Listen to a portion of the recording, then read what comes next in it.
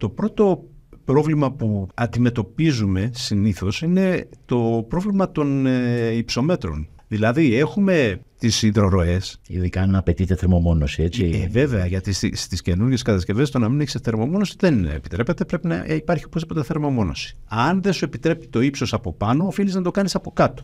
Αλλά αυτό σε αρκετές περιπτώσεις προκαλεί προβλήματα. Εσωτερική εννοείς, εσωτερικά. Ωραία.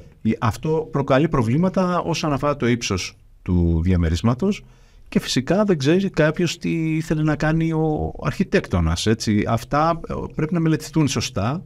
Ο τρόπος να το μελετήσουμε σωστά είναι ότι πάμε στο πιο απομακρυσμένο σημείο της πιο κοντινής ως προς την μπαλκονόπορτα υδροροής, γιατί αυτό θα μας δώσει το ύψος. Η μαρμαροποδιά πρέπει να βρίσκεται, κατά την άποψή μου, τουλάχιστον 1 εκατοστό, να μην σας πω 3, από το πλακάκι. Δηλαδή η μαρμαροποδιά πρέπει να βρίσκεται ψηλότερα από το πλακάκι.